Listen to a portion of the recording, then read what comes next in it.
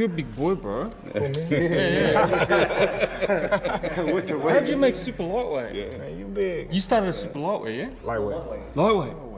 Undisputed super lightweight. Yeah. Welterweight, and then super middleweight. Yeah. And Tim Tszyu is. I got the upper hand because I just felt like I was the superior fighter in that matchup, because this was my defining moment. You know, this was a huge opportunity, and I refused to let it slip through my fingers. Nah. I'm done. Who I'm gonna fight? I've watched that fight over and over again, actually, man. Yeah. And I just saw how focused you were. It was so nice to see. I saw how, I don't know, you eliminated all distractions. How'd you get so much into that zone that you just eliminated everything? No, we had already studied what was coming our way. Just like when facing Canelo, you know, we had done our homework. Personally, I don't go into camp thinking, oh, let's drill this specific scenario. Let's prepare for that particular style. Because every opponent is going to bring something different than what they showed before. So I focus on sharpening the fundamentals I need to polish. When the bell rings, I'm ready to adapt to whatever comes my way. And did you practice certain things in that camp? This was my moment. This was everything I'd worked for, and there was no way I was going to let this opportunity pass me by. Terence "Bud" Crawford just landed in Sydney, and he marched straight into the training camp of the man who is to face one of his ex-opponents, Errol "The Truth" Spence. But while the cameras captured smiles and handshakes, a massive controversy was brewing behind the scenes regarding a secret wager and a brutal breakdown of a mega fight. Professional boxer in the world. Dave Birchall. It is all Australia. I was 15 when I taken it. Oh yeah, how old are you now? 17. 17. What's your record? 6-0, 5 KOs, 4 to 10 rounder. One of my former coaches. Observers are now questioning if Crawford's presence is a passing of the torch or a calculated scouting mission, while Bud claims he's happily retired and simply enjoying the Australian hospitality. His intense focus on Tszyu's final training session suggests he's still looking at the 154-pound landscape with a competitive eye. You're a big boy, bro. Yeah. How'd you make super lightweight? Yeah, man, you big. You started as super lightweight, yeah? Lightweight. Lightweight. Undisputed super lightweight. Yeah. Welterweight, and then super middleweight. Yeah. You think shit sweet, do you so bad? Oh man, he's got no idea. He's got no idea. He's going to be in for a hard fight, you know, because a style like me, it always presents challenges to a lot of people. You know, like, it's a very intriguing type fight because we both got that style that we're going to both come in, you know, head on. It's going to be like this.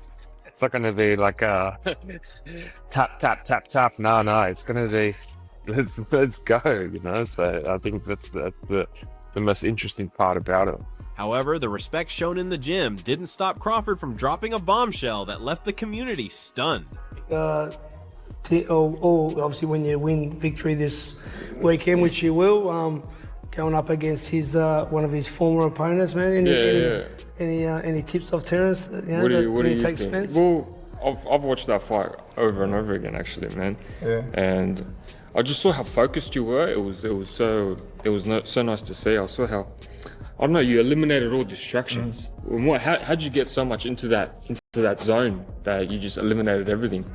We had the blueprint already mapped out. Similar to preparing for Canelo, we understood the challenge ahead. My approach has never been to overthink specific game plans or get caught up in drilling for one particular style. Every fighter brings something unique when they step in there with me. I concentrate on refining my core skills and improving where I need work. Come fight night, I trust my instincts and know exactly what needs to be done. And did you practice certain things in that camp? I think it's going to be exciting. You know, I placed a small bet on my friend Tszyu, even though he's facing my guy Errol, but that's just friendly competition. And what was your hardest fight you've ever had? Probably Gamboa. Gamboa. Good boy. Exposed by his own travel partners, a secret wager has surfaced that puts a massive dent in the Tim Tszyu hype train. Despite standing in Tszyu's home gym, Crawford revealed that he has placed a $10,000 bet against the Australian star in a matchup that is currently the talk of the sport.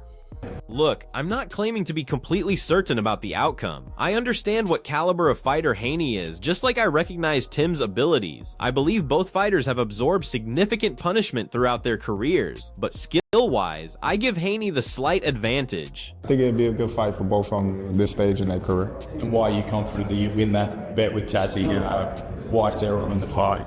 I simply believed he performed better throughout that contest. Yes.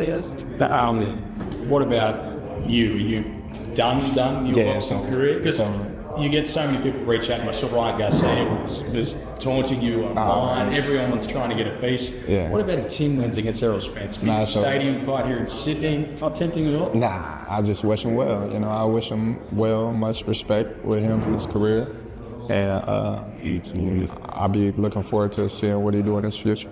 This revelation is a cold shower for those expecting Crawford to back the new blood. By putting his money on his former rival, Errol Spence Jr., Crawford is signaling that the truth still possesses an elite level of skill that the general public might be discounting. It's a bold move to bet against the man hosting you, but Crawford's loyalty to the caliber of competition he faced at the top seems to outweigh local sentiment. Smart financial decisions and letting your money multiply for you, avoiding unnecessary spending and flashy purchases, staying disciplined with your earnings, that's what creates this kind of freedom. When you handle your finances properly, retirement means you never have to make a comeback. Many fighters return because they're financially desperate. People always question why I only fight once a year, wondering why I'm not more active. The answer is simple: I didn't need to be. Nah. I'm done. Who I'm gonna fight? I got money. I got money. I don't gotta do nothing for the rest of my life. And your kids and your kids. Right.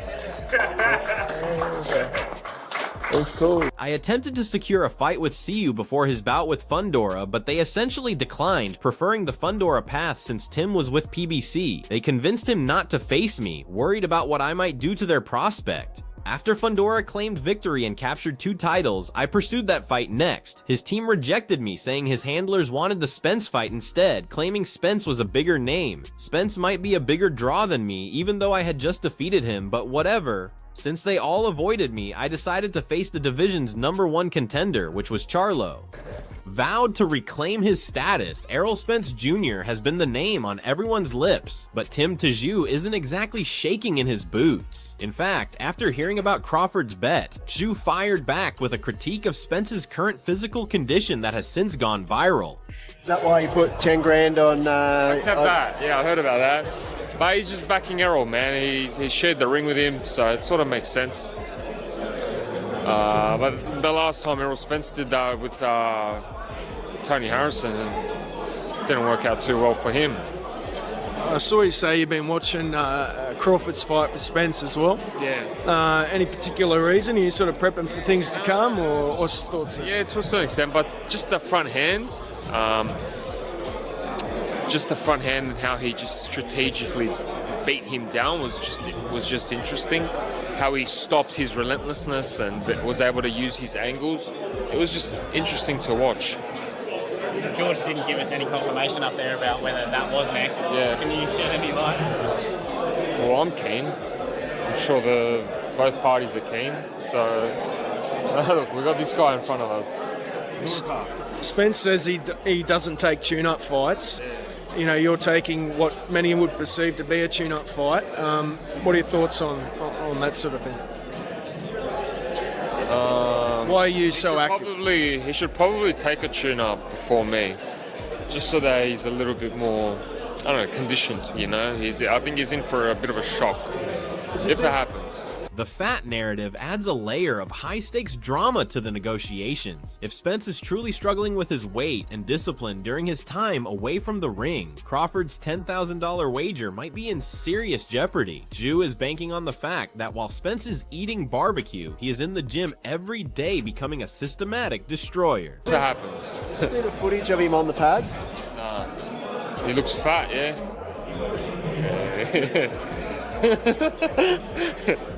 Yeah. So Spence... He's been on holidays, man. The guy's been enjoying himself, you know, so I don't blame him. I'd be eating ice cream as well non-stop if I was him. Revealed for the first time during this trip, Crawford admitted that the boxing history books almost looked very different. Before the Big Fish and the Soul Taker went their separate ways, a mega fight between Crawford and Tszyu was actually on the table, until the legal hurdles of promotional politics got in the way. You told me when you went up to 154 that at the time before Tim lost to Fundora, Tim Tszyu, he was probably a guy that you're looking at, you know, good name, coming from Australia, whole country behind him. The loss over the cut, well, you know, the cut was one of the big reasons, but over the loss to Fundora, that sort of ruined it. But there was a chance you were looking, he was on your radar.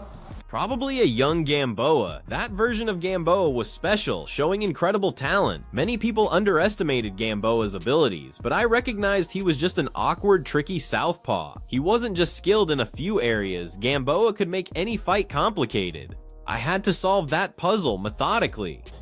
This insight shifts the narrative entirely. For months, fans accused various parties of ducking, but Crawford's account suggests that management, not the fighters, prevented a clash that would have defined the 154-pound division. It highlights the corrupt nature of the sport that Crawford has frequently criticized, proving that even the biggest fights can be unalived by a promoter's pen. Tim Tszyu didn't waste the opportunity to learn from the man who dismantled Spence so effortlessly. During their time together, Tszyu wasn't just being a polite host, he was effectively downloading a cheat code. What was your hardest fight you've ever had? That dude was slipping, ducking, and countering everything I threw, and I'm thinking to myself, this is tough. But I kept pressing forward and grinding. Early on, I had to decode his movements and timing. Even while I was figuring him out, he was still catching me with clean shots. He presented a real puzzle that required constant focus and adjustments. I had to maintain my concentration throughout.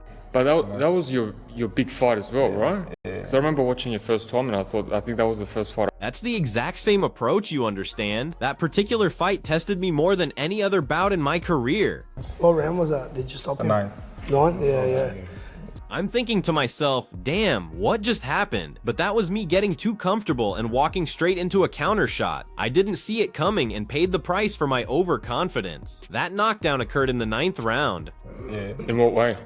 Nah, We conquered Canelo. What mountains are left to climb? Nothing major remains except moving down to middleweight. Initially, I considered dropping to 160 and capturing another division title, becoming undisputed in 4 weight classes. But then Benavidez emerged as a factor in that equation. And then you stopped him after? Yeah. Yeah, right. I gotta rewatch it. Yeah, it's a good fight. Yeah. Because because I was big with amateurs, so I knew Gamboa really well. Yeah. And sort of, you know, knew Terence, but like, I knew Gamboa more, just being honest, because that Cuban gold medalist, and then Terence, that was like, wow, this guy is the truth. Yeah. That was a good fight. Yeah, man. By focusing on Crawford's front hand tactics and strategic movement, Tszyu is preparing for the specific relentlessness that Spence brings to the ring. If the fight with Spence is finalized for late 2026, Tszyu will be entering the ring with a blueprint designed by the only man to ever stop the truth. Questioned on whether there is any scenario that brings him back to the ring, Crawford remains as firm as ever.